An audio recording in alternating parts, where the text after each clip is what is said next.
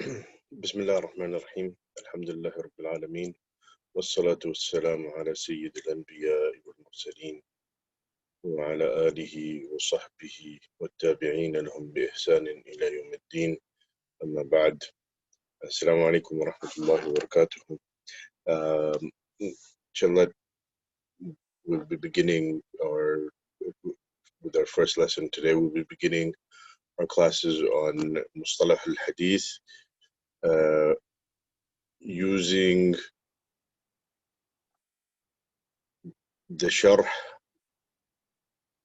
by Sheikh Hatim on al-Mūqiẓah, Kitab al-Muqiza of Imam al-Dhahabi.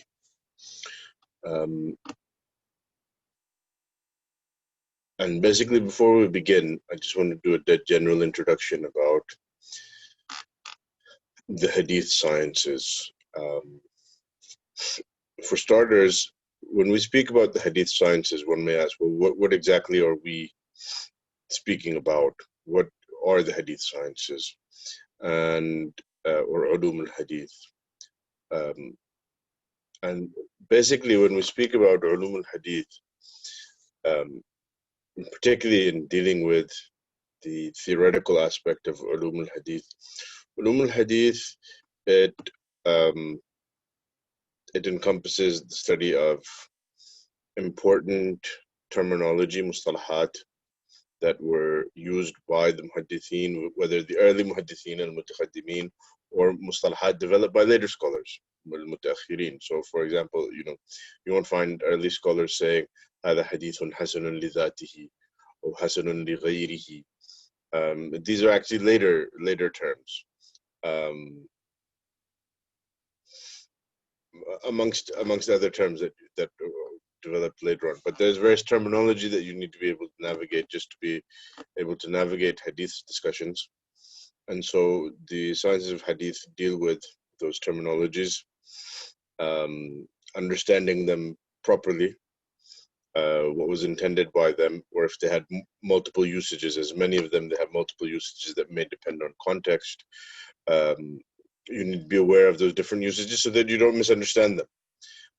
You might understand a particular term might be used by early scholars in a particular way, and it may have evolved in its usage such that it is used by later scholars in a different way. And this is something that's not necessarily exclusive to hadith. You'll find this in other sciences as well. I mean, for example, karaha or karahiyya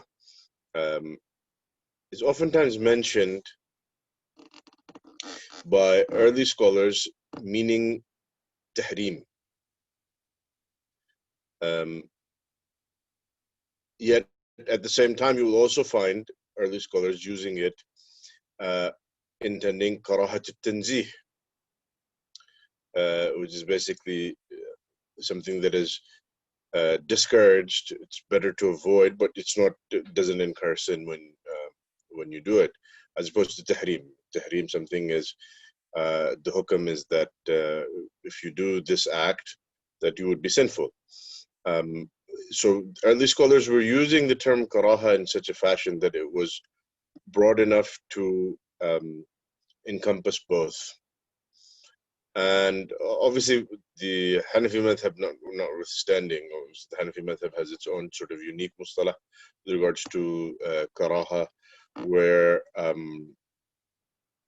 the mustalah evolved to be, in fact, used for two different categories.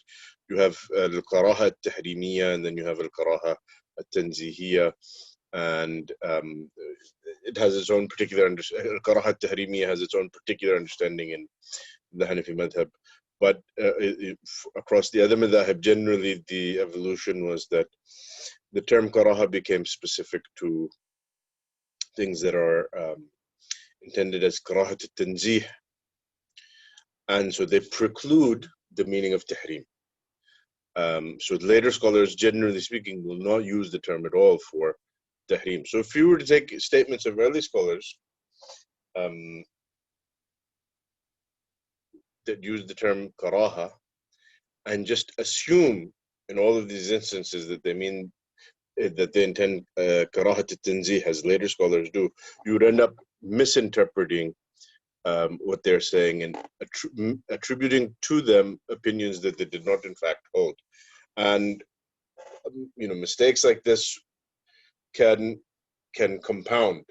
If you're misunderstanding one piece of information, and another piece of information, and then another piece of information, all of these mistakes can compound. So understanding the terminology of any science that you're dealing with is very important. And in Ulum al-Hadith in particular, the study of terminology is so important, and the various terminologies and how they were used and how they're used by different scholars in different contexts, and how some of these terminologies evolved over time. It's complicated enough that oftentimes the science, you will find people refer to it as mustalah al-hadith or ilmu mustalah al-hadith. The study of terminology being so central to the study of the science. But that doesn't mean that the science is limited to the study of just terminologies and understanding how to define them and how they're used. It also relates to various principles of the muhaddithin, which are employed in the critique of hadiths, in critiquing hadiths. And by critiquing hadith, I mean assessing hadith in terms of authenticity. And so determining that a particular hadith is authentic, and also authenticity of hadith can be of varying degrees, determining that a particular hadith is unreliable, and so forth. So, this is the idea of hadith criticism. When we speak of hadith criticism or critiquing hadith, what is intended is this process of naqd, process of assessment of the relative reliability of a hadith. And so there are various principles and concepts that govern this process of hadith criticism. And so this is sort of the core of the theoretical study of hadith sciences. And then obviously it extends to various specific sub-sciences, some of the very important ones being to do with the critique of the transmitters, because as you're probably already well aware, the transmission of hadith is dependent on various transmitters, various narrators. And this transmission took place via a system of what is known as isnad, using a particular chain of narrators. And so sort of the most fundamental step to assessing any report, any hadith report, is first examining who are its transmitters.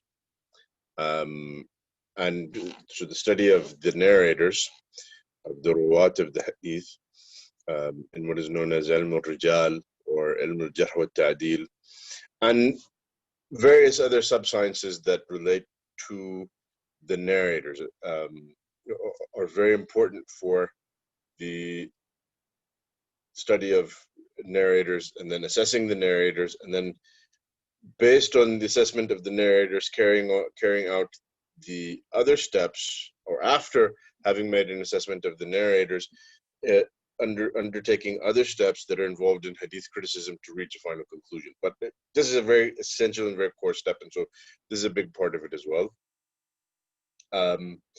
There's various aspects to do with the nature of transmission, the manner in which transmission was done, and so you have issues related to oral transmission and written transmission.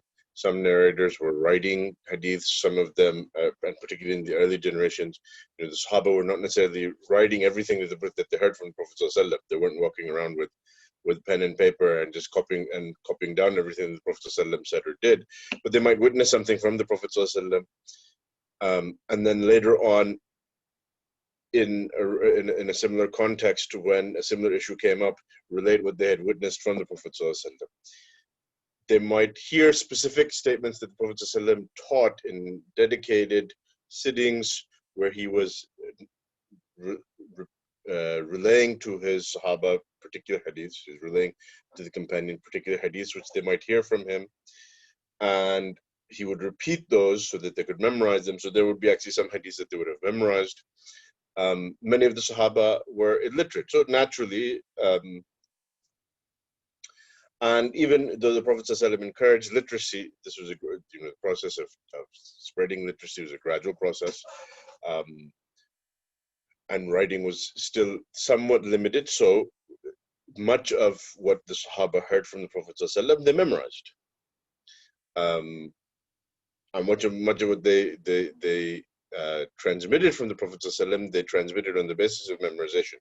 So memorization and certain aspects related to memorization, how memorization can affect transmission of hadith, is a part of the study of hadith sciences. Likewise, written transmission has its own issues, and so studying that and understanding that is part of the hadith sciences.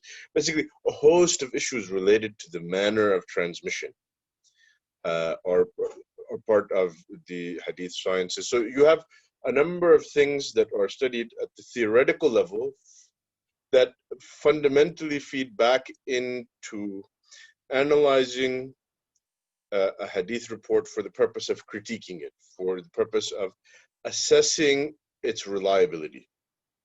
And so this is basically the sort of the core of the hadith sciences, Ulum al-Hadith or al al-Hadith. Although this is now what we are studying is sort of an abstract science or a theoretical sort of science, but there's also, and generally speaking, when we speak about Ulum al-Hadith and study of Ulum al-Hadith and major texts that were written about Ulum al-Hadith, such as the one that we will be studying, al-Muqiza of Imam al-Dhahabi, generally speaking, the focus is on this aspect. But there is also a historical aspect to the hadith sciences, which is understanding how the transmission of hadith took place, studying the history of that, studying how gradually it developed into a hadith literature, and it developed into a written hadith corpus. And so by the time that the entire corpus of hadith from the Prophet ﷺ comes to be written, and all of the hadiths of the Prophet ﷺ, including weak narrations that are being attributed to him, fabricated narrations that are being attributed to him, are more or less recorded in books, dedicated hadith books, dedicated hadith collections, some very large collections, some very small collections, and varying in between in size, and of collections, a great many different collections. These hadith collections, they gathered the hadith corpus. And so once this process of transmitting the hadith and collecting these transmissions, collecting these narrations, and arranging them in a written corpus, which is a very broad, very vast body of work, the hadith corpus then becomes more or less a closed corpus of texts. Meaning, I cannot today, for example, say, oh, there's an authentic hadith from the Prophet ﷺ. It's not reported in any of the hadith books. It's not in al-Kutub Sitta. It's not in any of the Masanid. It's not in any of the Musannafat. It's not in any of the Ajza Hadithiyya. But I have an isnad. My teacher related to me, Haddathani Shaykhi Fulan, عن شيخ قال حدثني شيخنا فلان أخبرنا فلان إجازة عن فلان حدثنا فلان وأخبرنا فلان أنبأنا فلان عن سعيد بن جبير عن ابن عباس عن النبي صلى الله عليه وسلم أنه قال. If someone today were to come and say that, I have this isnad going back to the Prophet sallallahu alaihi wasallam, this is not accepted. This is not acceptable, because the process of the writing down of the hadith has already taken place. It's done. It's basically, it's a done deal, and that's not just today. It's from centuries. So no one can come along now and say, oh, I have a hadith that nobody else has, because nobody was paying attention, and just I got it from my sheikh, and he got it from his sheikh, and from his sheikh, going all the way back to the Prophet ﷺ. Basically, if anyone were to claim that today, and even from centuries before today, and automatically his claim would be dismissed as absolutely batil, complete falsehood, either deliberate fabrication, or this person is a madman. Whatever the case, any such claim would be dismissed as utter and complete nonsense. So even the task of fabricators, now, and when before this corpus was closed, and it was well established that it was closed, fabricators could still fabricate hadiths and attach isnads to them, attach a chain of narration to them, and maybe fool some people that maybe this is a genuine hadith, because this process of narration by isnad is still going on. It was still going on. That's not possible anymore, and it really has not been possible for almost 1,000 years, if not really more than that. Although the further you move away from that time period, the more and more clear it becomes. So basically, the hadith corpus is then a closed corpus. As a historical matter, it's closed. No one can now add to it something that is not there. Now, what could happen is in the modern era, there is the movement that has happened over the last century or so. Actually, going back a little bit before that, but particularly the last century or so, where concerted effort has been made to publish whatever can be found of the classical works of Islam. And that, of course, includes the hadith literature, but also includes all of the other ulum of Islam. But obviously of concern to us here is the hadith literature. So books might be found that were not previously printed. In some cases, you might find an isnad here or there that is not in the books that have already been printed. But even that, with now we have so much of the hadith literature is printed and available to us.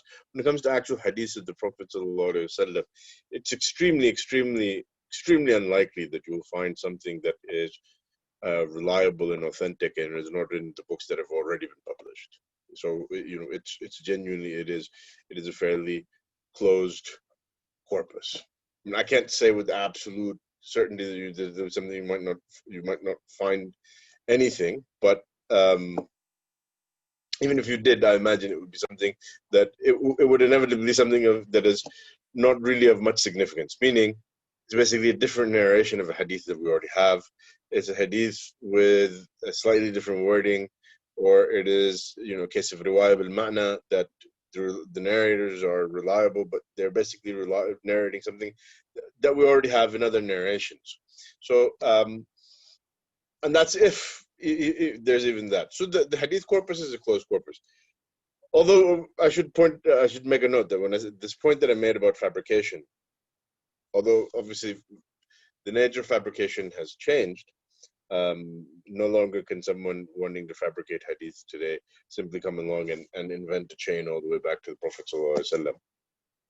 That would simply not be acceptable.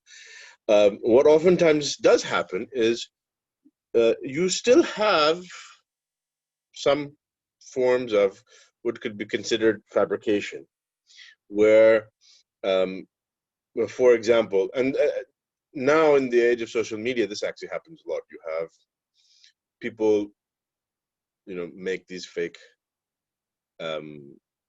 flyers or whatever you want to call them to be posted online, and they'll say, Prophet ﷺ, Abu Hurairah reports that the Prophet ﷺ said, or Ibn Umar reports that the Prophet ﷺ said, some long, ridiculous, elaborate hadith, and at the end, reported by al-Bukhari. And it's just a fabrication, or maybe if it exists as a hadith, it might be an extremely weak hadith or a fabricated hadith that was reported by in one of the relatively obscure books, or one of the books that gathers together a lot of the unreliable narrations, and someone has just taken it and attributed it to Sahih Bukhari. So there are still some elements of lying in hadith transmission, attributing hadiths to the Prophet ﷺ, fabricating of hadiths that can still take place and do still take place. So that doesn't mean that it is ended, but the nature of it obviously has changed because the hadith corpus is a closed corpus. The simple fact that it doesn't exist in the corpus means that it doesn't exist. It's not a real hadith. Period. The study of the development of that corpus is a very important part of hadith studies. But a work such as this, like al-Muqiza of Imam al-Dhahabi, or its source, al-Muqiza is summarized from al-Iqtirah, which is summarized from the book of Ibn Salah, Ma'rifat Anwa' Ilm al-Hadith, oftentimes referred to as Muqaddimah Ibn Salah, although that's not its actual title, Muqaddimah Ibn Salah. But the Muqaddimah Ibn Salah, the Kitab of Ibn Salah, Ma'rifat Anwa' Ilm al-Hadith, is extremely important, fundamental work, a very famous work with various commentaries, various manzumat, commentaries on those manzumat, summaries, commentaries on the summaries. So it's a very pivotal work, and its derivative works. These works will not necessarily in any sort of dedicated fashion deal with this topic of this development of hadith literature and how it became this written established corpus. Although in the classical scholarship, you don't necessarily have dedicated works to this topic. In the modern era, you do actually have more dealing with مصادر السنة ومناهجها, the source works of the Sunnah, the major works, the major hadith books, and the methodology of their authors. So you have these sorts of dedicated studies. Then you have dedicated studies on what is known as tadween al-hadith, or the process of the writing down and arrangement and collection of the hadith of the Prophet ﷺ in a well-established corpus. And so there are dedicated works on this. There's a host of books that you can read about this. You have, for example, a Sunnah Qabla al-Tadween of Muhammad al-Jad al-Khatib, studies in hadith literature by Sheikh Mustafa al-Azami, Muhammad Mustafa al-Azami, which was his PhD at Oxford or Cambridge. Obviously, he wrote it in English, but there is an edition of it where he read it in Arabic. And I would, for those who are interested, I would recommend they read the Arabic edition, because in the Arabic edition, he's included the full quotes of the references that he's using. He's included the full quotations of the passages that he's quoting. Whereas in the original English thesis, oftentimes what it does is it just has references in the footnotes to the source from which is deriving a particular point without actually quoting you the actual text of of that passage from that book from which he is deriving a particular point. But there's a host of these works. Sheikh Muhammad Matar al-Zahrani also has a book by the title of Tadween al-Hadith. I think it was a textbook. It was used as a textbook. I think it was written perhaps to be a textbook in Hadith programs in Hadith college, in the College of Hadith in Islamic universities, and is still used as a textbook many places. These are just a few sample works, but there's a host of works that have been written on this topic. Sheikh Hatim, the author of the sharh that we will be going through of al-Muqiza, in particular, has a lecture series on this topic, which is very important, and I highly recommend listening to it. It's called Tarikh Nushu' Musannafat al-Sunnah. Tarikh Nushu' Musannafat al-Sunnah, the history of the development, or the history of the emergence of the Musannafat, the collections of Hadith. And so, while these works are that I've mentioned, these written works, they're extremely important, very important to go through. Not necessarily that each and every one is extremely important, but reading on this topic is extremely important. Some of these works are important works in these topics, such as the work of Sheikh Muhammad Mustafa al-Alami. While these are important and indispensable, Sheikh Hatim's lecture series that he did is very important and very unique, and I don't know of any written work that quite fulfills its role, that can quite be said to take its place in addressing what he has set out to achieve in this lecture series. It's not a very long lecture series, if I remember correctly. It's somewhere in the neighborhood of 8 lectures, maybe even less than that. I don't remember the exact number, but maybe more, maybe less. But it's not a very lengthy lecture series, because it was done as a dawra, as a seminar in these summer programs that used to happen, and so there was a limited amount of time. So the limitation of time for the program that he was participating in actually limited the amount of detail that he was able to go into. So I actually wish that he had actually gone into much more detail than he did, because with what he went into, he went into he was able to present something very unique. And basically what he has done is,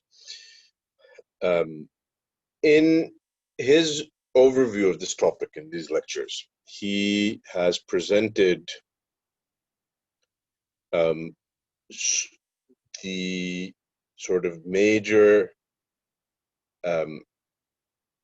developments in this historical process of the transmission of hadith, its writing down, its collection into various types of books, increasingly larger books. So you have the generation of Imam Malik, for example. Imam Malik writes the Muwatta, and others of his contemporaries write other works. Then you have the generation of Imam Ahmed, for example. Imam Ahmed and a number of his contemporaries write Masanid. And then you have a generation later, you have al-Bukhari and Muslim and Abu Dawud and at-Tirmidhi and others writing various collections that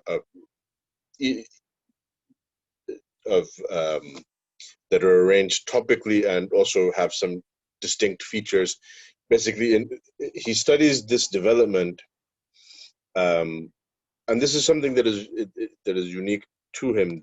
When he goes through this history, he provides an analytical framework for understanding this historical development. And so this is extremely important. And this doesn't mean that you know, all these other works that have been written, that they don't present any sort of analysis.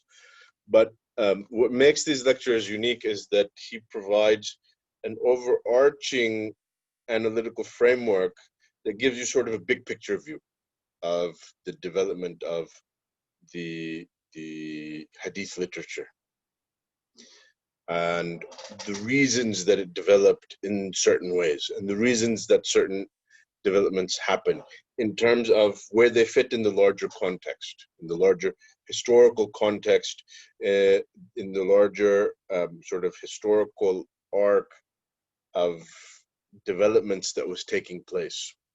And so that makes these lectures of his very unique and indispensable. And hopefully this is something that we'll be able to do a dedicated course on, a short course, sometime in the future. At which time, inshallah, we can explore this further. But this is something that is important. This is another aspect of the study of hadith sciences. Now, I mentioned earlier, a little bit earlier, about al-Jarh wa al-Ta'dil. Jarh wa al-Ta'dil, which basically deals with the critique of narrators. There's a lot that has been written on Jarh wa al-Ta'dil, but mostly through history. The works of Jarh wa al-Ta'dil were actual collections about narrators and assessment of those narrators, biographical information about those narrators, information that is necessary to assess the narrators. And in these manuals on hadith sciences, such as al-Muqiza and al-Muqaddimah ibn al-Salah, etc., you will have some dedicated discussions on al-Jarh wa al-Ta'dil. But in recent times, starting with al-Allama Abdul Hayy al-Laknawi, you had actual dedicated works looking at al-Jarh wa al-Ta'dil from a theoretical angle, meaning we have these works that give us all of this raw data about narrators and information about them and assessments concerning them, but sort of what is the underlying sort of process, what is the theory behind that critique. Dedicated works for this developed, starting with Imam al-Laknawi, basically in the modern era. Al-Laknawi is maybe not exactly in the modern era, but close to our time. And then after that, you have others, particularly amongst contemporaries, who have written on this topic, some of them very detailed works, some of them shorter works. Sheikh Hatim actually has a short work, but it's an extremely important work, because again, it presents this topic with a very clear framework. And that, inshallah, is something that we'll probably be doing a course on as well. Sheikh Hatim himself has taught that book, and he has intention to expand it and publish it with a short commentary, but Allah Alam when he will get around to doing that. Although he's done a good bit of work on it, but it's not finished, the revised edition, and so Allah Alam when he will do that. This work is called Khulas al-Ta'sil, Khulas al-Ta'sil fi ilm al-Jarh wa al-Ta'dil. And it's an excellent starting point for delving deeper into this topic.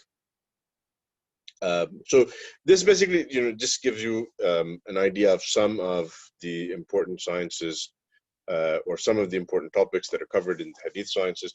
And of course, before we move on, I cannot go on without mentioning what is known as ilm al-ilal. Ilm al-ilal basically deals with what in English is oftentimes translated as hidden defects. In English, when they mention the term illa, they will often, speaking about the context of hadith sciences, they will oftentimes translate it as hidden defect. And so what ilm al-ilal basically revolves around is analyzing hadiths, not just at a surface level, where you simply look at the hadith and say, well, it has this chain of narration, and the narrators are reliable, and as far as we can tell, they're students of one another, so this is a connected chain going all the way back to the Prophet ﷺ, and the narrators are reliable. That is an important step in hadith criticism, but hadith criticism doesn't stop there. And the reason for that hadith criticism doesn't stop there, I think, is obvious. It's because even though a narrator might be reliable, he is still a human being. He is still prone to error. And the causes of error, the ways in which error could come into transmitting a hadith, whether it's written transmission or oral transmission, are innumerable. And so there's an entire science devoted to, an entire literature devoted to critiquing hadith based on looking at very subtle factors that are not immediately obvious. And some of them are things that require a lifetime of experience and knowledge concerning hadith, and deep, profound understanding of the manner in which transmission took place, and the ways in which a person might fall into error, to identify errors that are being made even by reliable narrators, to sift out things that they got right from the things that they got incorrect. So this basically, in very simple terms, is what al deals with. And when you get a chance to delve a little bit deeper in al, you find that that the sort of critique that the muhaddithin engaged in, or particularly the critics of hadith, nuqad al-hadith, those who were, because not every great hadith scholar who might have played an important role in the transmission of hadith and recording of hadith and teaching of hadith, was necessarily an expert in hadith criticism, in naqd. But when you look at the criticism of the nuqad, the imams of naqd, and here in this context we're speaking about people like Imam Ahmad and Yahya ibn Ma'in and Imam al-Bukhari and Imam Muslim, Imam al-Nasa'i, Imam al-Darqutni, amongst some later scholars. And in fact, if we go back, to earlier generations, you have Shu'ab ibn al-Hajjaj in al-Basra, Imam Malik in Medina, and so forth. If you look at the critique of hadith that was engaged in by these scholars, what you will find is that that some of the criticisms that they made, some of the methods that they used, are in fact very profound. It's a very profound and very sophisticated sort of critique,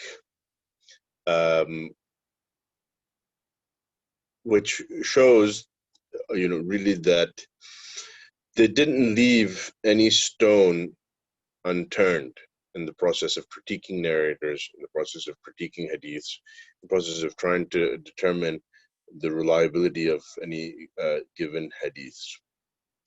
That basically is just a brief overview of hadith sciences and what do the hadith sciences deal with.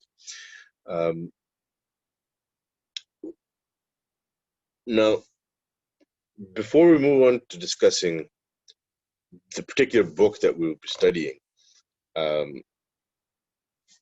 question that I think needs to be answered, and this is something very important to keep in sight when studying a topic like this, is what is the objective of studying the science? I mean, hadith corpus is now a closed corpus. What benefit is there for you as an individual in studying the hadith sciences. And I remember, sometimes some of my teachers in the university, University, in other specialties, saying that this particular science is really important for this particular science is really important for this particular science is really important for this, and basically when it comes to the hadith sciences, basically you just need a smattering of hadith sciences, because the work of the muhaddithin is more or less done, and so it's basically something that the work is done, and so there's not much left to be said or to be done. And while I can understand why someone might think that, this understanding is flawed. And so basically, to answer this question, what is the purpose of studying the hadith science? I think we have to look at, well, what, given a person's particular situation, can we hope for him to get out of the hadith sciences? And so you have, for example, when we speak about laymen, learning about the hadith sciences, not necessarily the same as tulab al-ilm. Learning about hadith sciences is not necessarily the same as what is the objective for someone intending to specialize in the hadith sciences.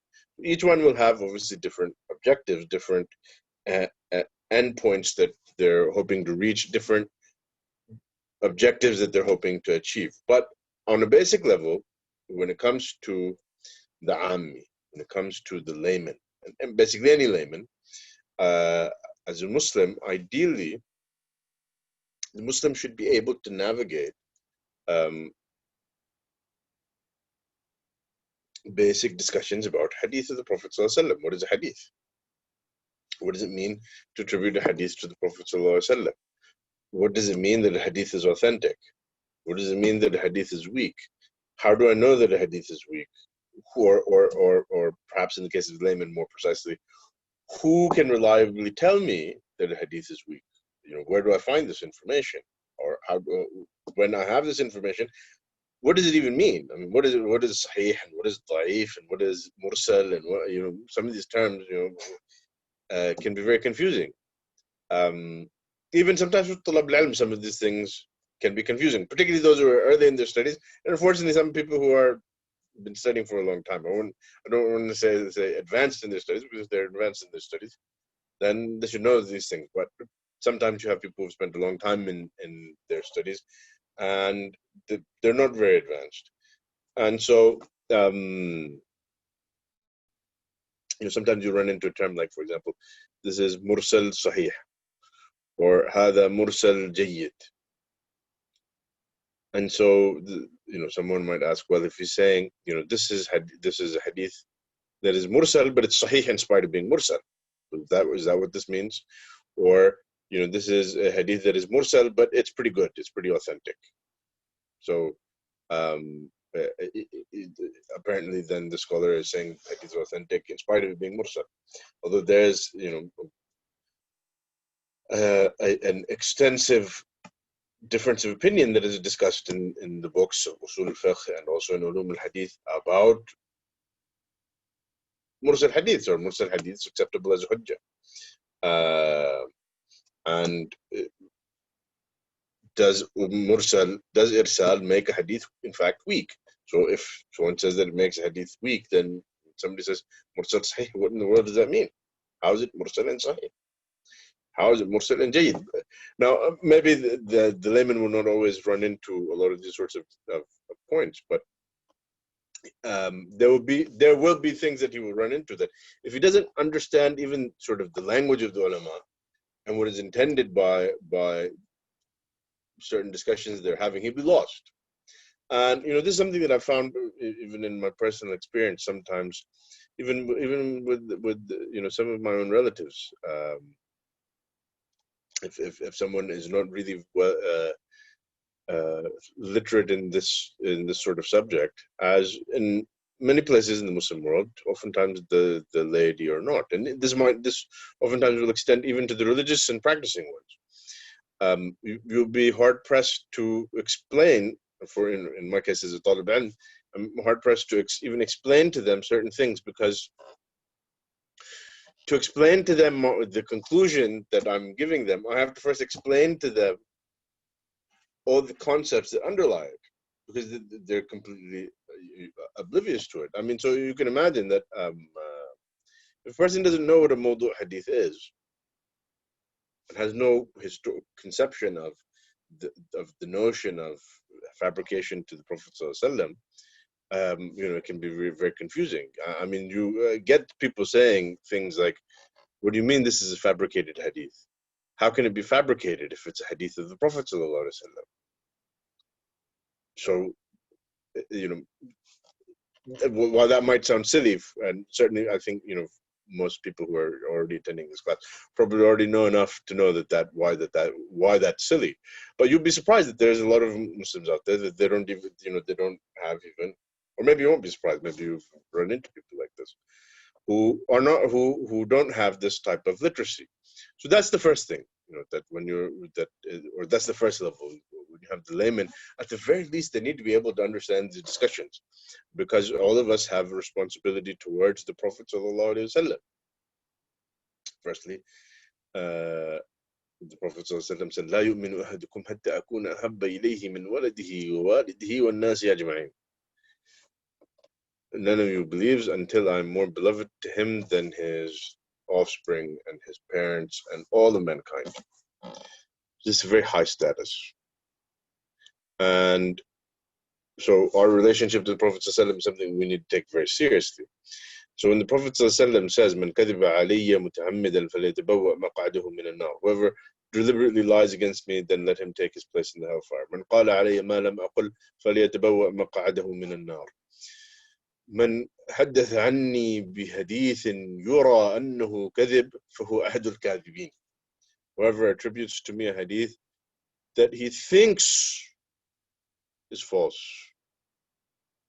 that he suspects is false, then he's one of the liars. In another hadith, the Prophet ﷺ says, كفى بالمرء كذبا أن يحدث بكل ما سمع. It is sufficient lying for a person that he should narrate everything that he hears.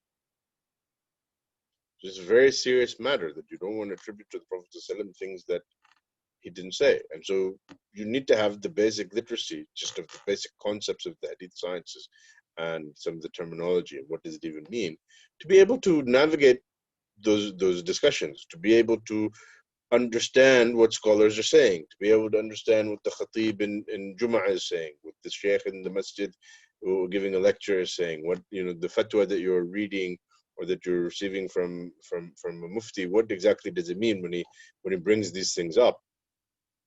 And based on that, what is your obligation in terms of quoting the Prophet ﷺ properly and not attributing to him things that he didn't say, and so forth? That requires a certain degree of literacy, and so that requires the study of the hadith sciences. For the layman, that's for the layman. For the talib ilm, serious talib ilm, he inevitably, if he's serious, because a lot of people get involved in talib ilm and maybe they enroll in universities and they're not that serious about their studies. It's just something that they're going through the motions. They sort of want to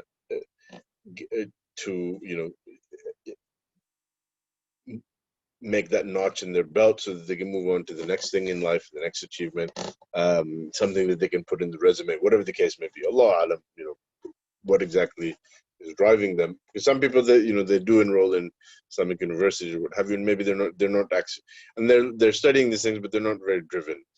And so people like this are far from being having aspirations of becoming scholars. But if your aspiration is to become a serious scholar, serious scholar of the Islamic sciences, even if your intention is not to specialize in the hadith sciences, you still inevitably, whatever specialization you are dealing with will be dealing with hadiths of the Prophet ﷺ all the time. And sometimes, in your own field of specialization, let's say it's tafsir, sometimes an important narration comes up, and an important hadith comes up, and you need to make some sort of assessment as to whether or not it's reliable. And let's say that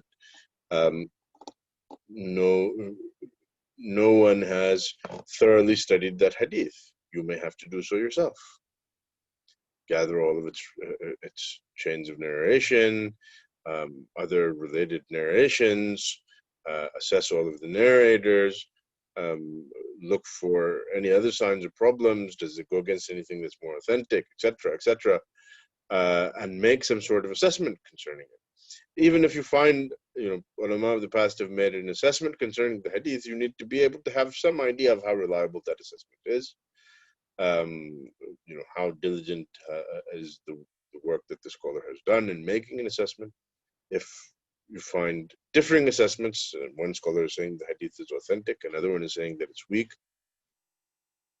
you have to make some sort of determination if the issue that you are trying to get to the bottom of is intricately related to this particular hadith, whether it's in tafsir or fiqh or whatever.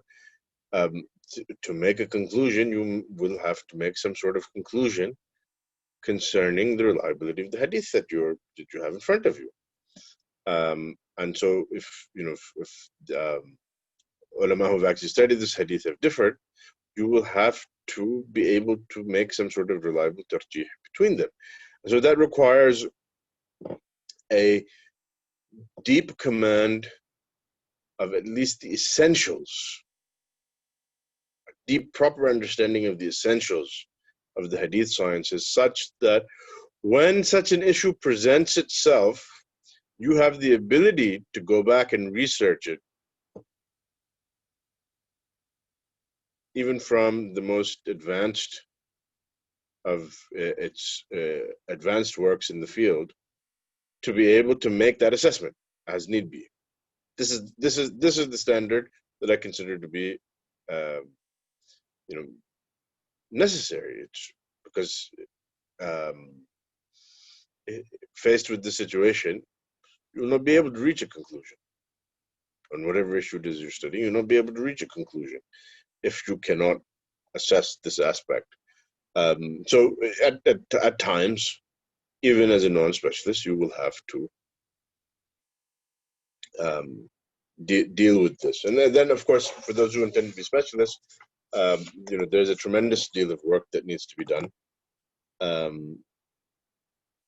The specialist needs to have a deep and profound understanding of the process of hadith criticism, the principles underlying it, a deep experience and knowledge of the criticism of the Imams of Naqd, the Imams of Ilal, so that he can go back to their works and understand the criticisms that they're making, and discover the rationale that is underlying them, to make sure that he understands them properly, and make sure that he understands properly where they're coming from.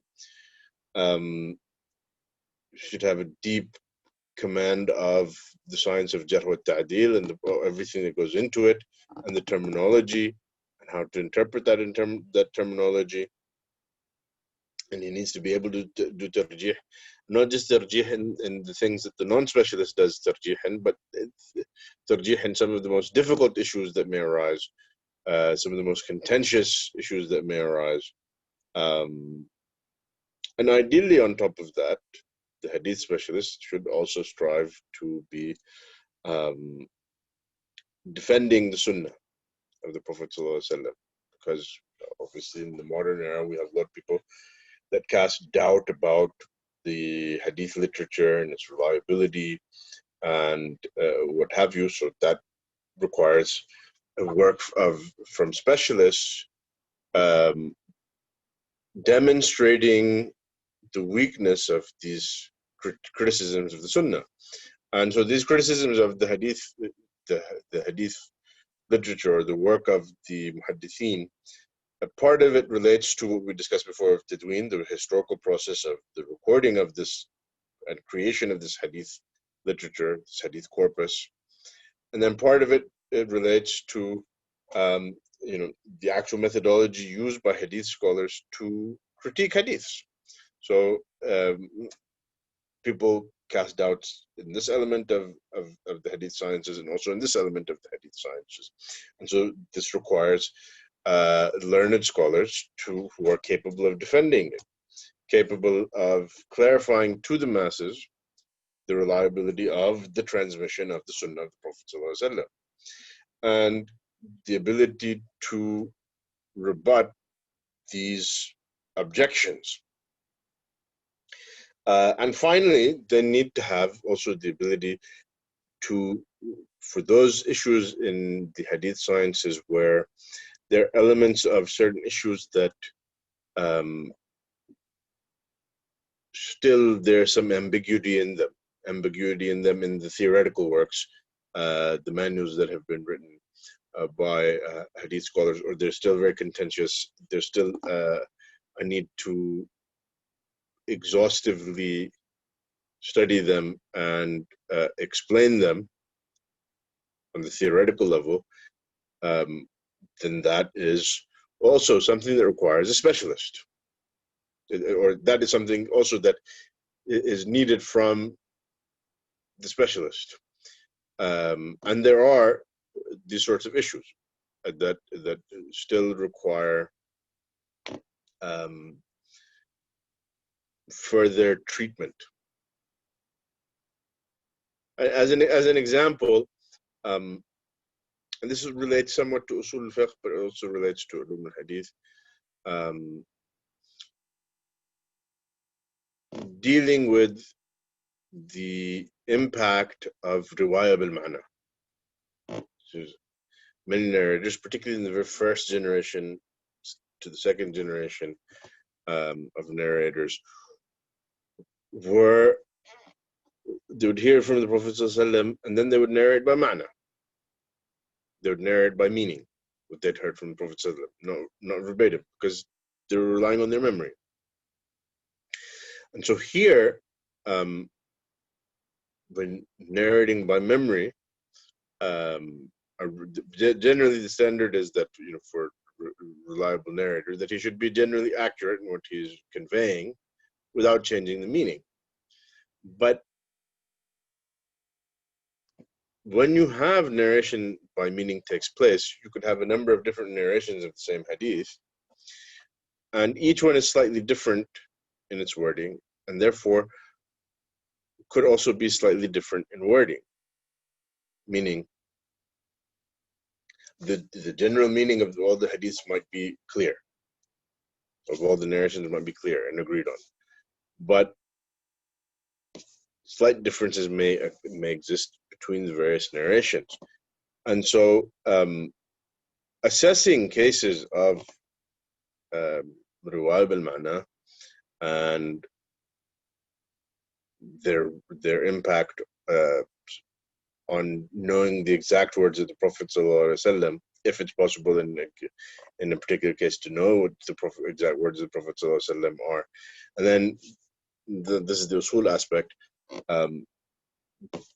Then on the basis of that assessment making, deriving ahkam, deriving rulings from that particular wording or from the general wording or the general shared meaning, this is an aspect of the hadith sciences that still requires further study and exploration. There's a need for further studies to be done by specialists to deal with this on a sort of a theoretical on a theoretical level. And this is incidentally, this is also something that Sheikh Hatim has made some important, what I feel is a very important contribution to understanding of this issue or understanding of this topic in one of his recent works,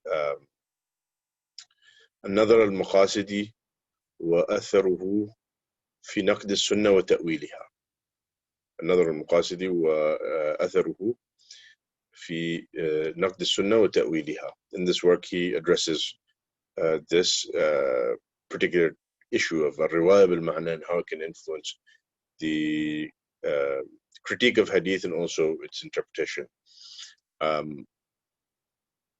So he has some very important observations on this topic in that work that I believe fill or they're a very big step towards filling an important gap in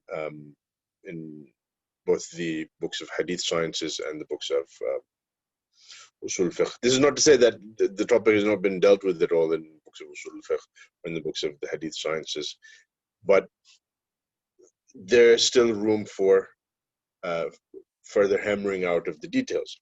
So these sorts of tasks still exist, and these sorts of functions, all of the sciences of hadith serve all of these different functions. So you can see, I think, that that there is still great importance to the study of the hadith sciences, contrary to what some people might mistakenly believe. Now that brings us to taking a look at the work that we've chosen to study and why we've chosen this particular work. Al-Mūqiẓah of Imam al-Dhahabi. Imam al-Dhahabi, firstly, the author, is arguably of the later generations the greatest hadith critic. You have the early generations, the early Imams, people like Imam Ahmad and al-Bukhari. Obviously, these are the pinnacle. And those who come in the later generations are dependent on them. So that would include someone like Imam al-Dhahabi. He's dependent on the work of these early Imams. But amongst the later generations, Imam al-Dhahabi is arguably one of the most important scholars of hadith criticism, if not the most important. And really a unique and unmatched scholar, both in the quality of his contributions to the hadith sciences and also the volume of his contributions and the works that he produced. So he's an extremely important scholar of the hadith sciences. His work al-Muqiza is adapted and summarized from al-Iqtirah by his teacher Ibn Daqiq al-Eid, the great scholar, faqih and usuli, also muhaddith, but more so faqih and usuli, Ibn Daqiq al-Eid. And Ibn Daqiq al-Eid, in his part, based al-Iqtirah on the book of Imam Ibn Salah, Ibn Salah's book, Ma'rifat Anwa' Ilm al-Hadith, which is a fundamental work in the field. It's a fundamental work in the field, with innumerable commentaries. Many commentaries, many people summarized it, many people put it into poetry form, manzumat, particularly you have the Alfiyat al-Iraqi and Alfiyat al-Suyuti, and then these Alfiyat also have commentaries, these summaries also have commentaries, and so you have, this work is a very pivotal work in the field. And it was a very important work, very important development. He basically gathered together in his work what had been scattered in a host of different works before him. And also there were some important fundamental works before him that obviously he referred to and relied on heavily. So you have Ma'rifat Ulum al-Hadith by Imam al-Hatim al-Nisaburi. You have al-Kifaya of al-Khatib al-Baghdadi and al-Jami' of al-Khatib al-Baghdadi. Then you have a host of many different works of many topics by al-Khatib al-Baghdadi. So information from many of these different works, some of it compilation, some of it his own analysis,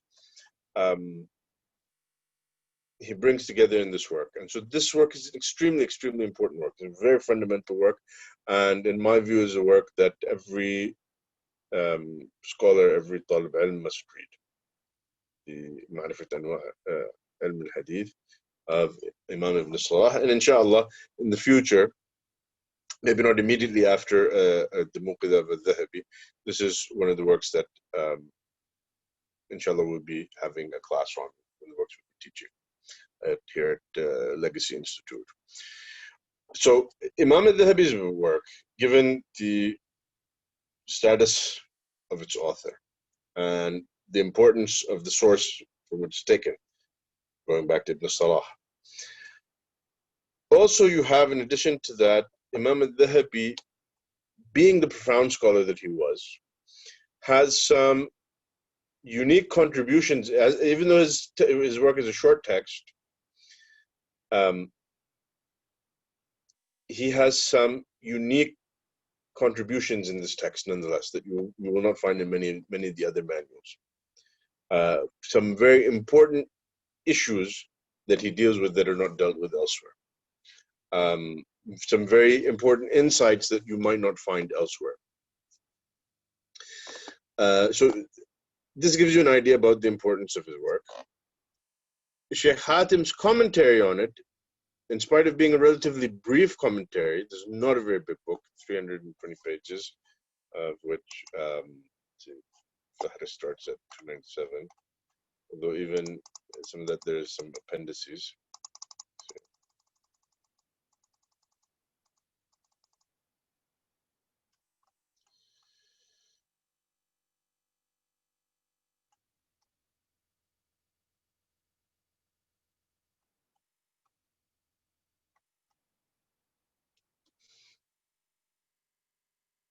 Okay, so you have two appendices. The commentary actually ends at page 264. So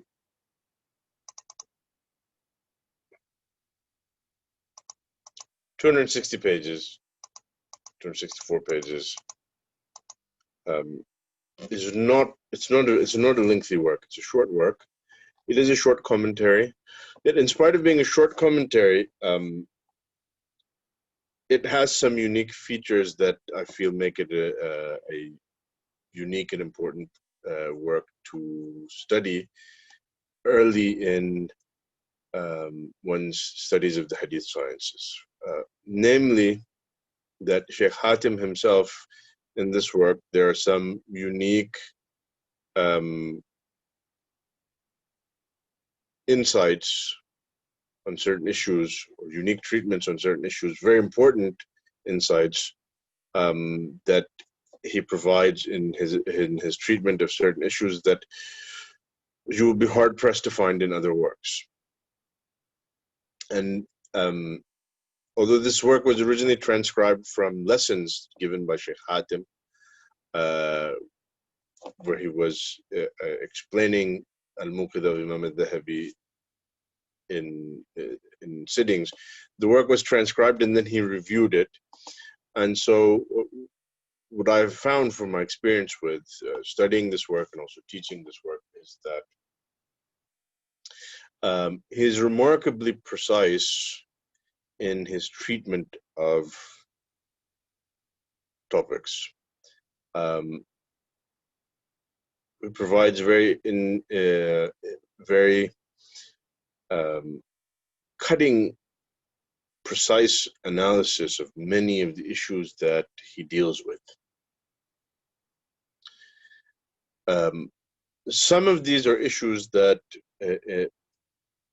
many scholars in other works have not dealt with the sort of clarity and depth that you will find here, in spite of his treatment being brief.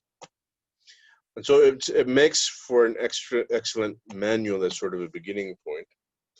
And one thing that I will say is that, generally speaking, anytime you want to study any science, whether it's the Hadith sciences or any other science, it's extremely important to learn and master the fundamentals and the essential concepts, and to deepen your understanding of the essential concepts, and to sort of understand the interplay between these fundamentals, the relationship between them, and um, understanding those will give you a larger perspective on the rest of that science or the rest of that topic. And when you get into dealing with specific issues, one thing that oftentimes happens is that people will study a topic and they have a lot of information. They have a lot of information about that topic, but you can sometimes lose sight of the forest for the trees, and this happens a lot in various sciences, and amongst them in studying the hadith sciences. So you can have a lot of information and not be able to process all of it. And again, that requires a deep command of the fundamental concepts, fundamental principles, and the relationship between them, and then the relationship between them and the details. Because then that provides you with an analytical framework in which to make sense of everything. And without that framework, oftentimes when you're presented with an issue, and you see in a given issue that, oh, well, this has 4 different opinions. And you might look at the first opinion and be like, yeah, okay. And okay, what's the argument for this opinion? Read the argument for the first opinion. Like, well, that seems to be a good point. Here, then you come to the second opinion. What's the argument for this opinion? Well, okay, this seems like a good point. Third opinion, same thing. Fourth opinion, same thing. And so you can get very confused, very lost in that fashion. And that might be fine sometimes for certain types of issues that are subsidiary issues of furu', where ijtihad is acceptable, and you simply have to accept differences of opinion. Much of fiqh is like this, that the ikhtilafat of the fuqaha are ikhtilafat dhanniya, and it's natural then that scholars will reach different opinions, and you just have to respect the difference of opinion. What happens is with methodological issues, you have one scholar saying that the conditions of Sahih Hadith are like this, and another one is saying the conditions of Sahih Hadith are like this. If you know what everyone is saying and all you come out with is I don't know who's right, basically what you're saying is, well, I don't know what Sahih. I don't even know what authentic Hadith is. Even on a theoretical level, I don't know what authentic hadith is. I don't know what makes a hadith authentic, and so obviously that's a big problem. So, understanding the fundamentals, understanding the essential concepts, understanding the relationship between those, so that you have a coherent, sound philosophy, coherent, rational underpinnings that are driving your treatment of, that are driving your understanding of a topic, everything will start to fit in place. Everything will start to make sense. And that depth of understanding will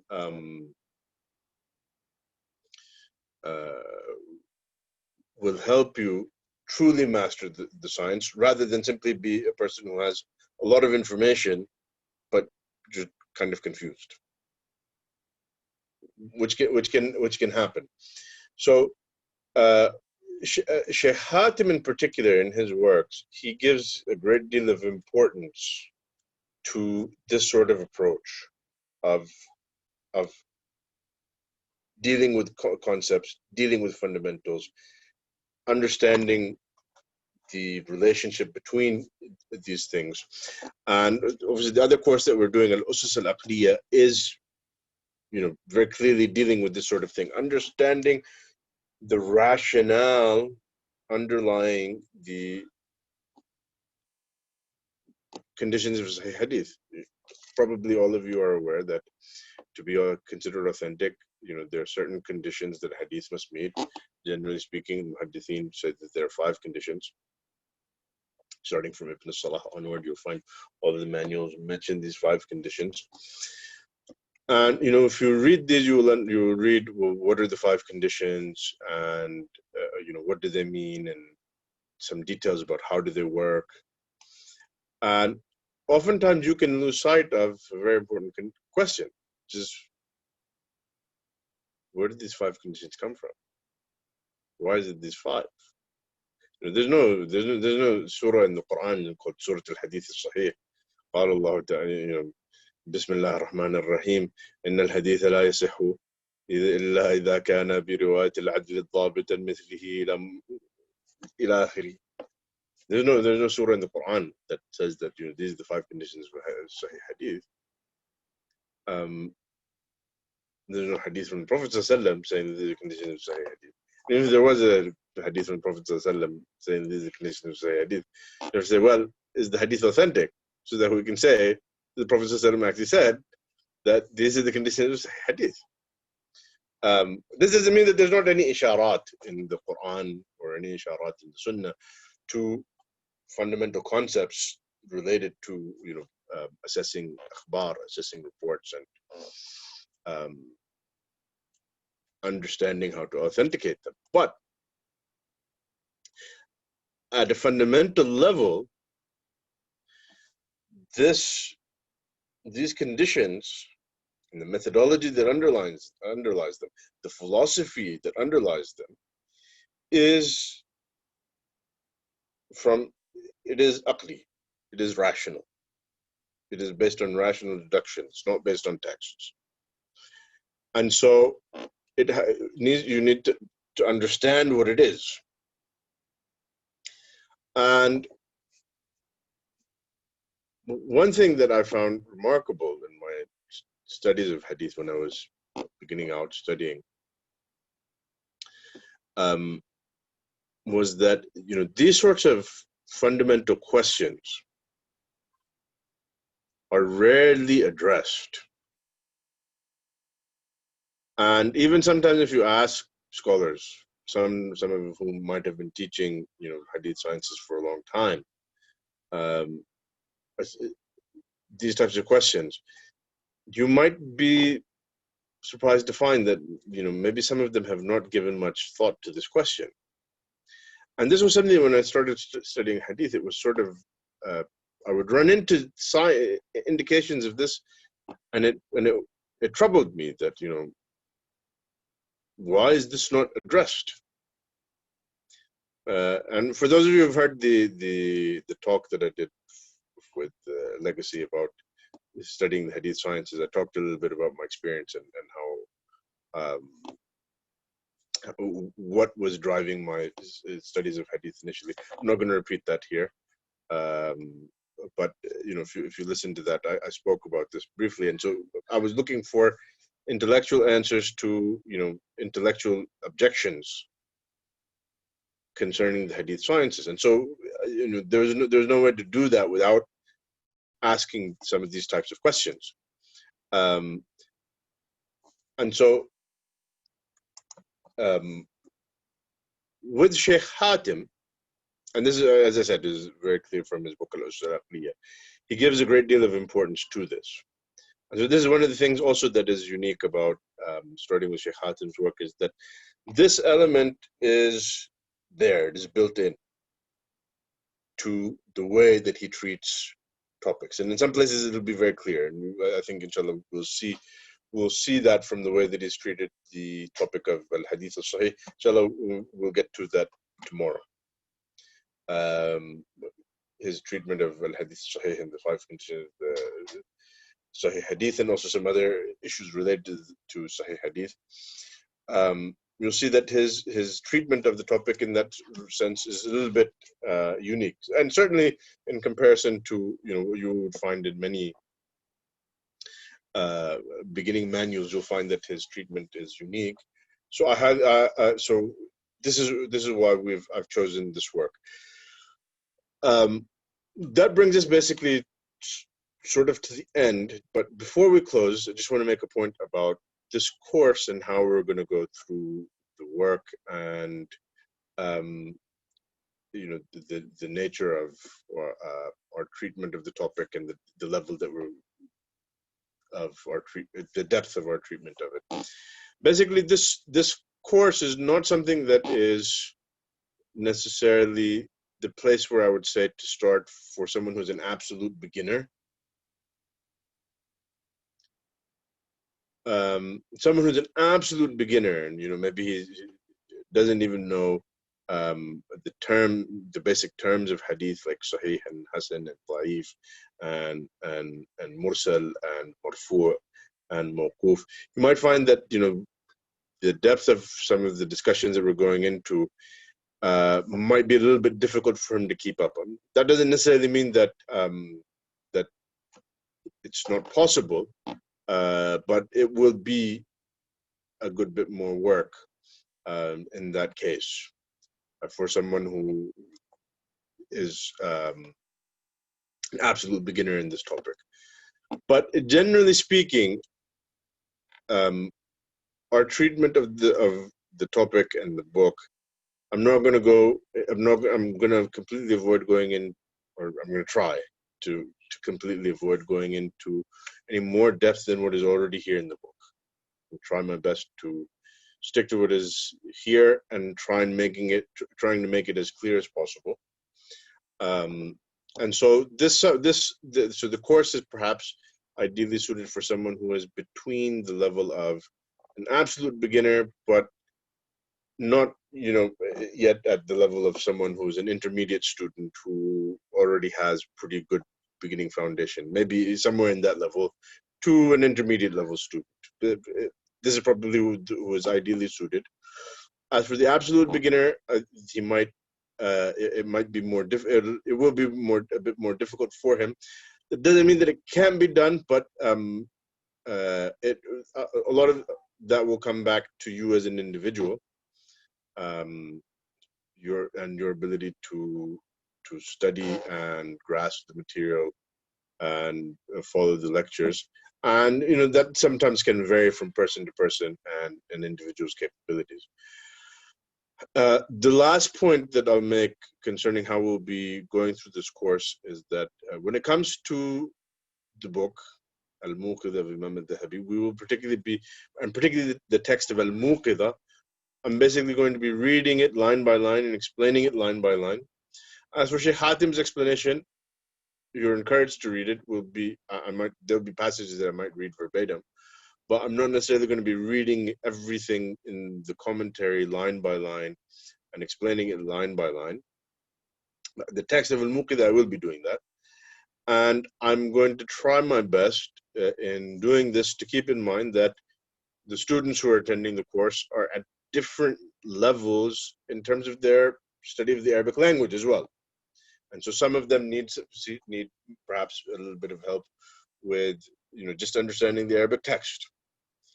And for others, obviously, this is not going to be as much of an issue. So I'll try my best to actually explain the text. To actually explain the text in the sense that someone who maybe has some gaps in his vocabulary, some of the words he doesn't know them. Obviously, if something is not that common a word, well, generally speaking, because you're not going to find that as an issue in the Sharḥ too much, because the Sharḥ is a contemporary Sharḥ by a contemporary author. It's generally written in clear language. You're more likely to find that maybe with an expression here or there from Imam al-Dhahabi, given this is a classical text, but obviously since there's a commentary on it, that will be explained. So in that sense, the language of the text should not be too difficult. But again, sometimes someone, depending on where they are in their studies of the Arabic language, they might still have some gaps in their vocabulary.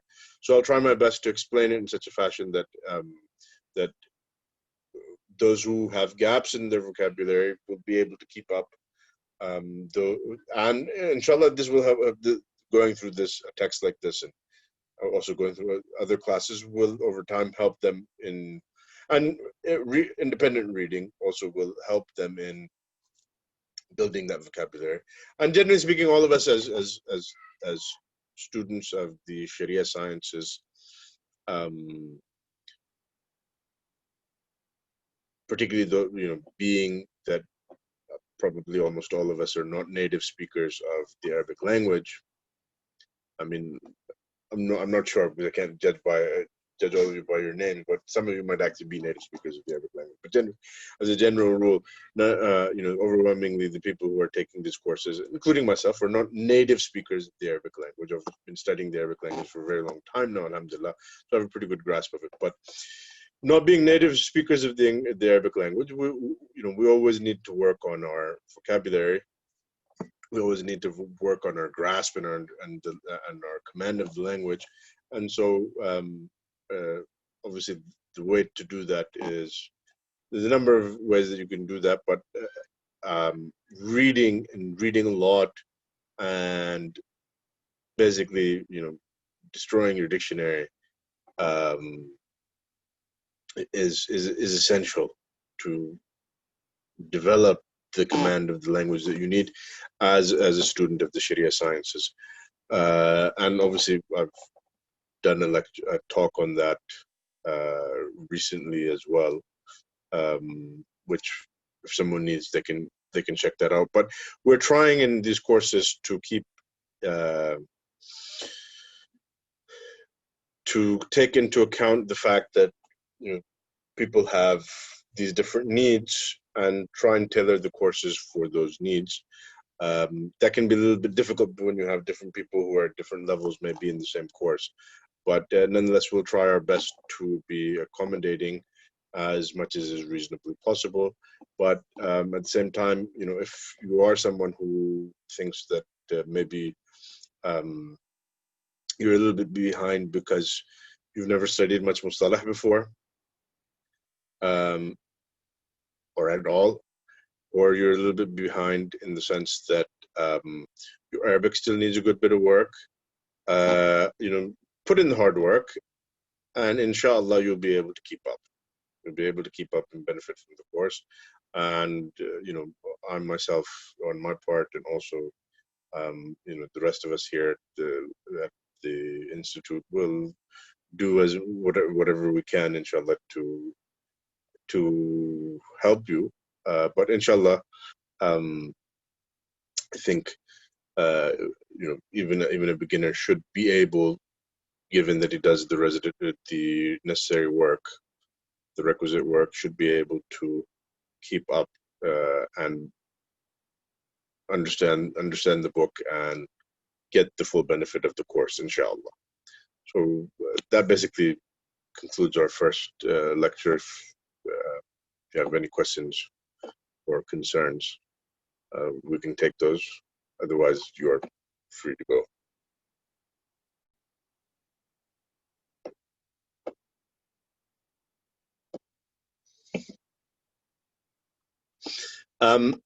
For right now, I would say just make sure that you've read over the discussion on Sahih Hadith. I can't tell you offhand what that means in page numbers. I think it's like 15 pages for Sahih Hadith. In terms of how much is it going to translate into for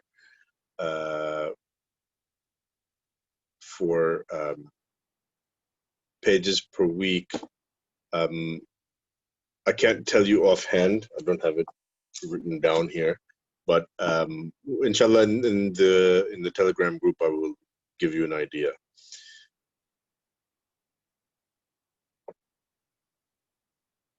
Okay, how many lessons per week for each course? Okay, Sharḥ Al-Mūqiẓah is 2 lessons a week, and I'm anticipating finishing in about roughly 20 lessons. And al-Usus is 1 lesson a week, which I'm anticipating finishing in about 10 lessons. Tuesday is for al-Usus, Wednesdays and Thursdays for al-Muqiza. Okay, in a nutshell, what could you tell what led to riwayah bil-ma'na with the associated warning of transmitting from the Prophet ﷺ? Riwayah bil-ma'na is a result of necessity. it wasn't possible for each and every Sahabi to carry around pen and paper and write down in each and everything that the Prophet ﷺ said, did, proved of. So it's just natural.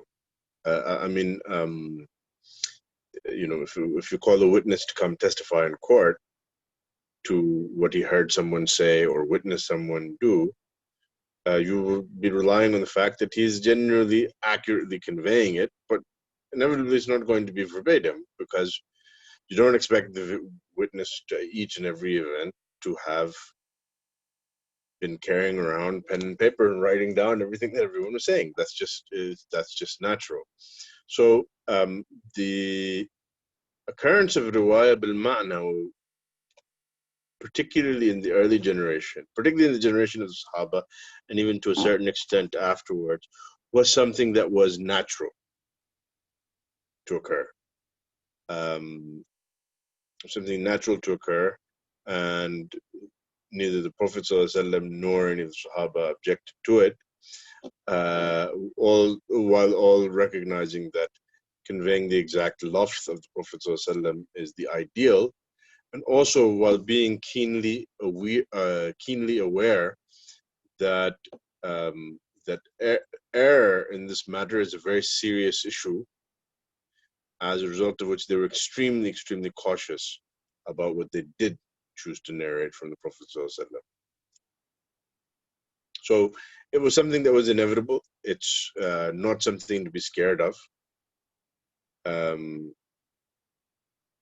When understood in the historical context, it's not something that needs to cause someone to freak out about the reliability of the Sunnah. It's not it's not something that affects the reliability of the Sunnah in that fashion, but it's something that you need to be cognizant of when dealing with the Hadiths and interpreting the Hadiths.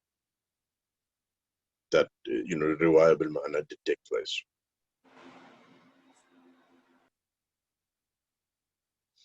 Okay. Anyone else? Okay. Assalamu alaikum wa rahmatullah. Wa alaikum assalam wa rahmatullahi wa barakatuh. Allah yabarak feek. I was just flicking through the contents, and I didn't notice any discussion of mutawatir. It's not in the Muqiza, is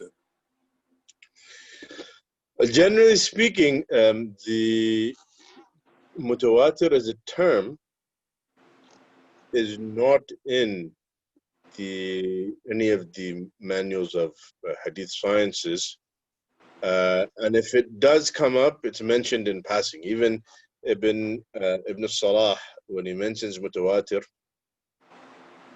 in his book Ma'rifat Anwa' al-Hadith, he doesn't actually have a dedicated entry for it. He mentions it in passing under his discussion of al-Hadith al-Mashhur. Why that is in fact a very complicated discussion that I don't think I can answer that here. But basically, to answer your question, there's not any dedicated discussion as such to mutawatir in al-Mūqiẓah. I don't remember now offhand if the term comes up at all or not. It might very well have come up either in the words of Imam al-Dhahabi or in the discussion of Sheikh Hatim, but in passing, not something that was a dedicated discussion, because the asl of Imam ibn Salah does not deal with it either. And I know this would be surprising for a lot of people, but the reason is because the categorization of mutawatir and ahad is not actually essential to the hadith sciences. Yes, I mean, I was aware of that. I wanted to. There was a discussion that I was looking into recently, and it was that al-Khatib al-Baghdadi is the one who introduced the discussion of mutawatir into the Ulum al-Hadith, whereas before it had previously been an usuli thing. And I had some teachers tell me that Bukhari and Nasa'i, the early Nuqad, they really didn't discuss mutawatir. It wasn't really an issue for them. It's more of an usuli thing. But you find some of the early madhahib, such as the Ahl al-Madinah and the Kufans, the Iraqis, the Hanafis, they would dismiss certain ahadith because they were ahad. You have statements of Abu Yusuf, Muhammad al-Shaybani, you know, saying only a Zandiq would follow ahad hadith. So it was just, I heard on the one hand people saying mutawatir hadith wasn't really an issue for the muhaddithin, but on the other hand, you find early ulama rejecting hadith because they were ahad. And okay. Yeah, sorry, go ahead. So it was trying to reconcile these two views. One view of some ulama today saying mutawatir wasn't really a discussion. And then you go and read some books and you find Abu Yusuf rejecting hadith, for example, because they're ahad, and Malik rejecting hadith because they're ahad. So it kind of implies, it's implicit that, you know, the opposite of ahad is mutawatir, right? So okay, so this is actually an excellent example of what I'd mentioned earlier in the lecture, that each scholar's terminology you have to understand according to how he uses it and understands it, based on his usage and also understanding, you know, the historical time period.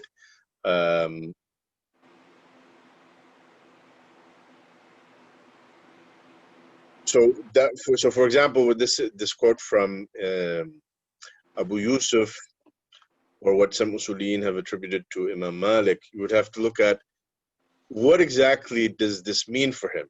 Does ahad mean ما هو قسيم المتواتر, or does it mean, in other words, does it mean the categorization of hadiths into ahad and mutawatir? Right, yeah. That's not necessarily the case. Yeah, that's not necessarily the case. We could be projecting our contemporary understanding of the term back into the past, right? Rather than exactly. understanding That's why understanding the evolution of terminologies and how different scholars in different time periods might be using different terms in different fashions can create a lot of confusion in understanding what they meant. So this issue would actually be an example of that. That, you know, it's not. And again, I mean, I don't want to rush into anything. We're still trying to just start off with the basics, but a lot of discussions that happen, for example, in books of later muhaddithin, or in later works of Ulum al-Hadith, do not necessarily always represent what those terms meant for earlier scholars of hadith. Right, yeah. Their treatment of certain concepts, they might themselves believe that basically the taqreer of the issue as they're presenting it in a particular, in their book, represents the understanding of the early scholars, but that might be an error on their part. Other scholars might say, well, no, actually, this is not what they intended at all. That happens in books of Ulum al-Hadith. It also happens in books of Usul al-Fiqh. Right, yeah. So, for example, Sheikh Muhammad Abdul Mun'im is mentioned here in the comments. For the Ahnaf, they divide the ahad that muhaddithin use into mashhur and ahad. And so even these taqsimat as they exist in the books of usul, it's very difficult to go back and say, oh, well, the taqsim of Abu Hanif, you can say the taqsim of the Hanafis is such and such, because this is what we find in the books of usul. But does that necessarily mean that this is the taqsim that Abu Hanifa was using? Not necessarily. You might find books of Mustalah al-Hadith or mentioning particular taqsim on a particular topic, whether it's this topic or another one. But does that necessarily mean then when Ahmad uses that term, he means it this way? When Ibn al-Madini uses that term, he means it this way? And so I'll give you an example of this. The term Hasan, as you're pretty much probably all familiar, term Hasan, generally speaking, for the muhaddithin, as is explained in all the books of Ulum al-Hadith, of the middle centuries of Islam, basically. This is posted in the post-Tadween era. All of them, when this, and particularly from Ibn Salah onwards, when they speak about Hasan, the idea of a Hasan hadith is a hadith that is basically authentic, but it's at a sort of a second degree of authenticity, not quite sahih. What you will find is that there's a number of early scholars who frequently, or sometimes at least, use the term Hasan, and they actually intended the hadith is gharib. Gharib as in he's the only one narrating that. Well, there's another one, gharib as well. That's another word which, means different things to different people, right? Yes. So the term Hasan itself can indicate gharaba for some of the early muhaddithin. The reason why they would use the term Hasan for gharaba, I mean, I know that might seem like that's really strange. Why in the world would you choose the term Hasan of all terms for gharaba? But it's like an oxymoron, right? It might seem that way, but there is a historical context to this usage. There's a historical context to this usage, and so this is again, it's another issue that illustrates how important it is to study, to understand mustalahat, to understand the related concepts. I mean, there's a PhD study that was done just on al-Hadith al-Hasan. What is al-Hadith al-Hasan? In 5 volumes. In 5 volumes. The first two volumes deal with studying the meaning of hadith, studying the meaning of Hasan as it was used by muhaddithin pre-Ibn Salah, other than at-Tirmidhi. Volume 3 is a study of al-Hasan in the Tirmidhi.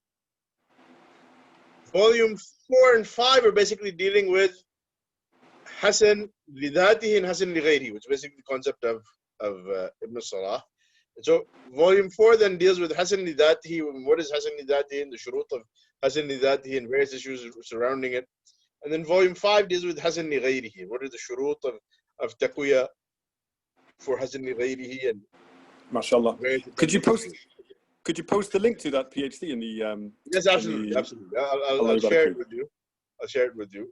Once upon a time, when I came to before I'd come to Mecca, or even when I'd first come to Mecca, my intent had been to specialize in hadith. And then that's not what I ended up doing. My intent had been to specialize in hadith, do my graduate studies in hadith, and one of the topics I particularly wanted to study was al-Hadith al-Hasan in the Tirmidhi. When I came across this thesis, I was like, okay, this is great. If he's done a great job, if he's done a good job, then alhamdulillah, the job is done. And while his thesis is very useful, it's useful, he's done a lot of good work in there. At the same time, I find that his conclusions on a lot of things, or his research on a lot of things, is unsatisfactory. And one of the reasons I think is actually because he was just trying to do too much. He was trying to cover too much.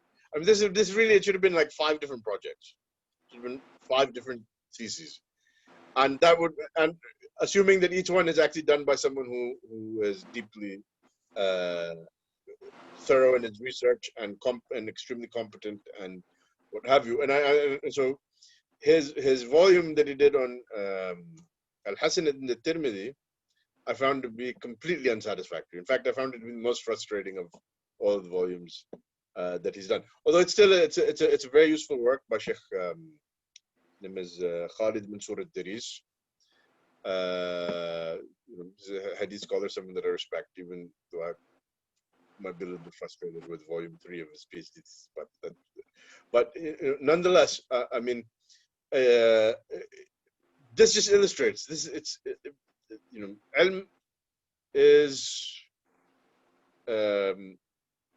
every ilm is very vast. All of the ulum of the Sharia are very vast, and there are there's so many things that are interrelated that you have to be familiar with and have a command of to get to the bottom of the issue that you might be trying to deal with. Tamam. So, are there any other books that we could prepare for understanding mustalahat in the mutaqaddimin? You know, like how can we get to an understanding of these terms as they were understood by the predecessors, right? In contradistinction to what we have today. Okay, well, for starters, I think Shaykh Hatim Sharḥ Al-Mūqiẓah was certainly not comprehensive, because it's not a comprehensive work. It's somewhat of a short work. Is an important step in that direction. It'll give you some important insights on certain things that maybe weren't really dealt with in the classical tradition. And that's not just Shaykh Hatim's own personal research, because a lot of research has been done in the modern era, building on that. Shaykh Hatim himself has a Sharh of Ibn Salah, which, when it's published, depending on the size of the font and what have you, could be, I imagine it would be anywhere from 5 to 10 volumes, which is, you know, it was originally delivered as audio lectures almost 20 years ago. It was extremely thorough. You know, I would say, I think it's safe to say that when it eventually is published, that it will be, you know, one of the most important and most comprehensive works in the field. Does that mean that it covers? Does that mean that it covers everything? No, not necessarily. I don't think anyone can ever claim to have covered anything. But it's you know, it's a huge step in that direction. The original sharh that he did was in about 112 lessons. So, you know, for someone who's very serious and wants to get to the bottom of studying the hadith sciences, it is something that is indispensable. Inshallah, here as well at Legacy Institute, we will be doing a class on Jazakallahu khairan. On Ibn Salah. Not necessarily saying that Ibn Salah is the answer to your question, but hopefully, you know, we will have ample opportunity to deal with these things. There's a host of issues that you might not find dealt with in classical works, but for example, you might find dedicated studies on individual issues by contemporary scholars, for example. So understanding, you know, the meaning of al-munkar in the nuqad al-mutaqaddimin, there are dedicated studies on this, short ones and long ones. Sheikh Hatim himself, his master's thesis, which he published actually in 4 volumes, was المرسل الخفي وعلاقته بالتدليس.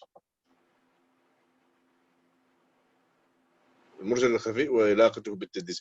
Basically, it's an in-depth study of, particularly the first volume of it, is an in-depth study of what in the world is mursal al-khafi and tadlis, and where do they overlap, and how did these terms evolve, and what is, you know, the proper understanding of them.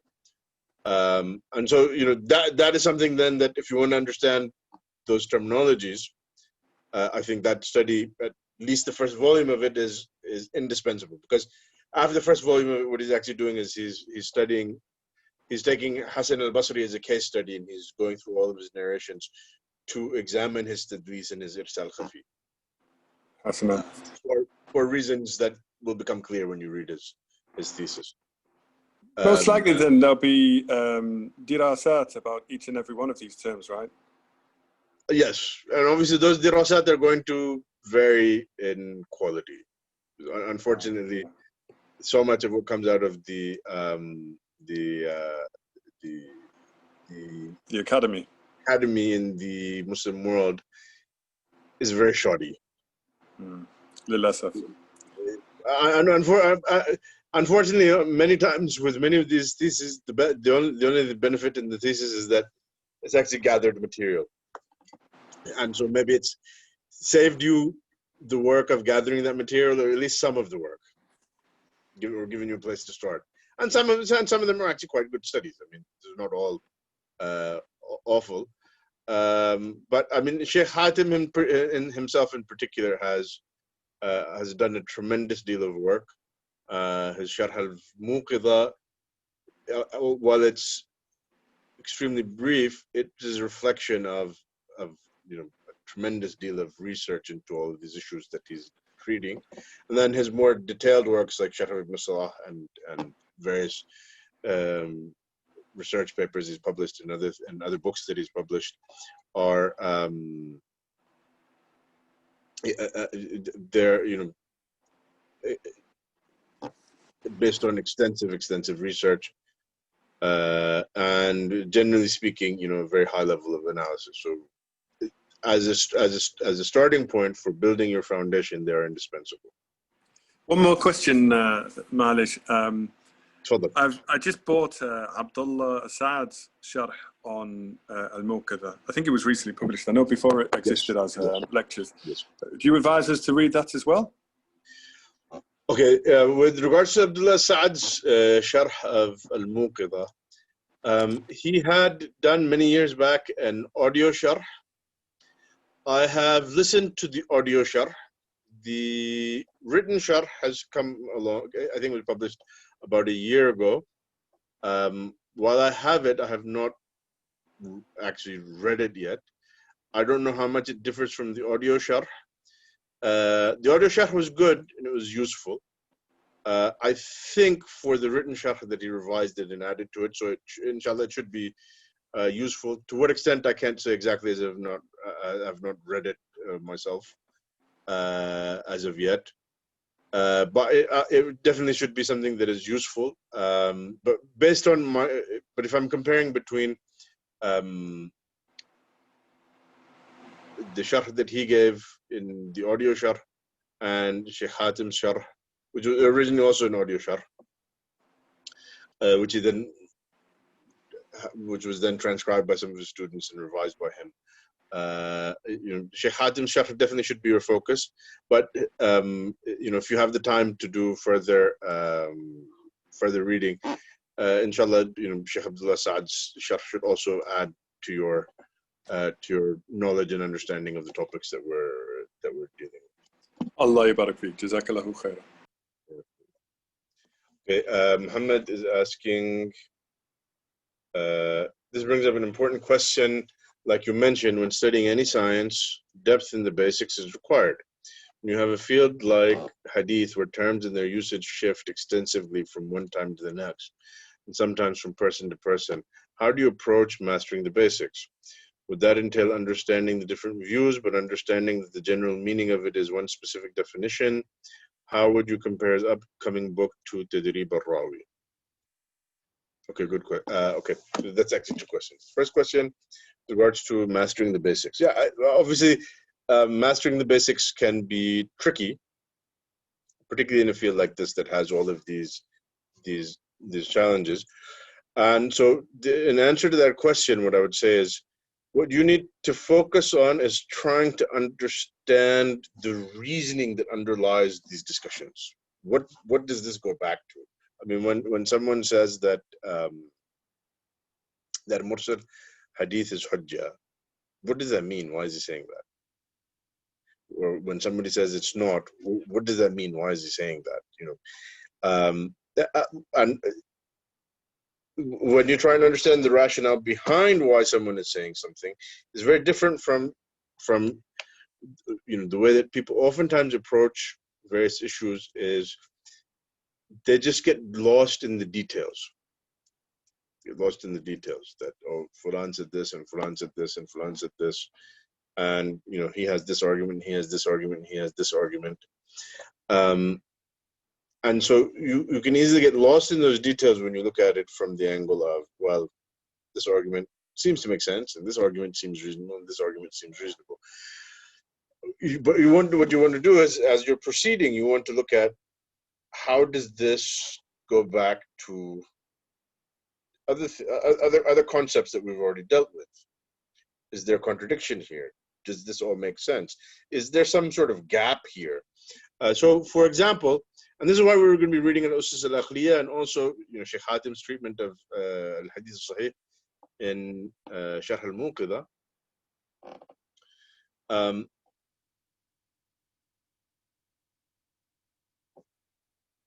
the most fundamental concept of the Hadith sciences is al-Hadith al-Sahih.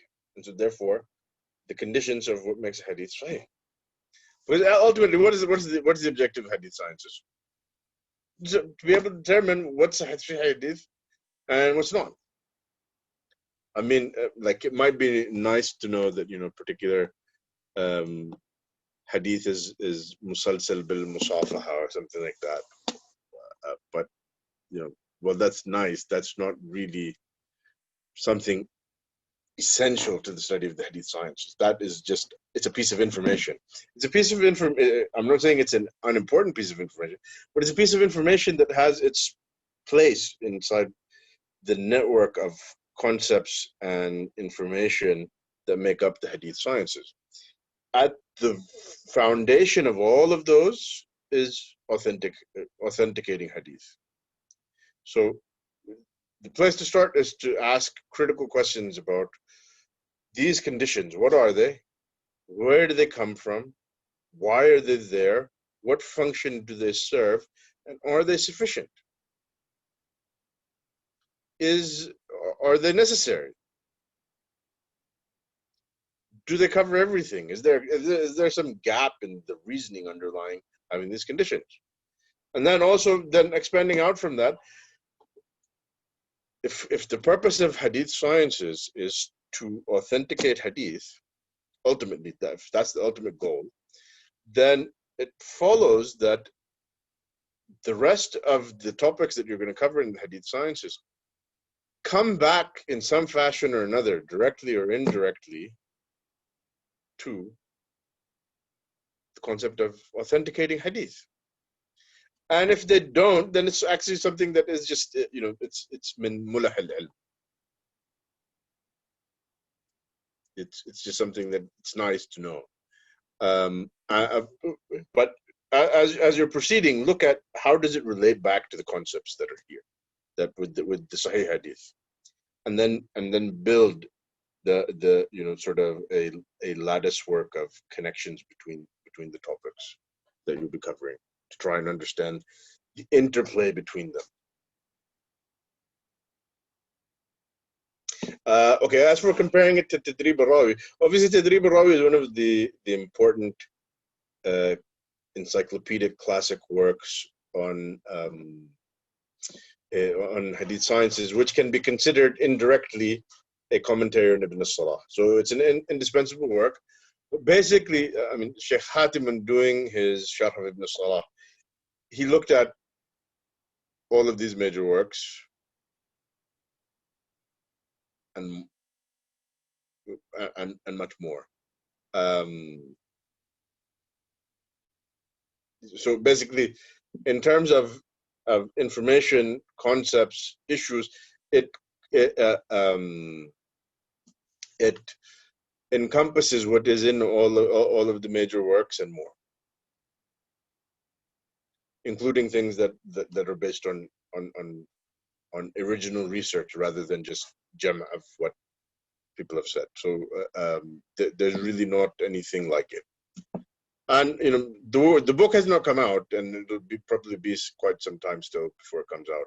Allah Alam, maybe next year, but maybe it could take longer than that. I can't say, but the tapes are available, the audios are available. They're on his website. 110 or 112 lessons. If you're interested, you can listen to them, and or at least listen to a few lessons. And I think you'll get an idea of where it stands in relation to the works that are out there. Because he really, in commenting and explaining Ibn Salah, his goal was actually not just to explain Ibn Salah, but to explain basically what is in all of the essential works of the field. So al-Kifaya of al-Khatib al-Baghdadi, Ma'rifat Ulum al-Hadith of al-Hakim, and so on and so forth. Basically, his goal was to cover all of it. And so it's a very rich work, and it's also very deep in terms of depth of analysis.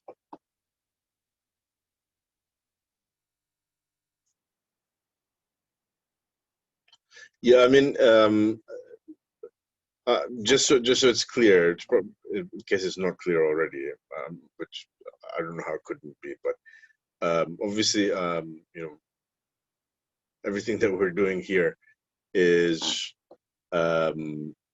is basically, you know, everything that I'm doing is based on the work of Sheikh Hatim, basically. I mean, obviously, I've done my own reading in this field, but I'm not a specialist in Hadith sciences.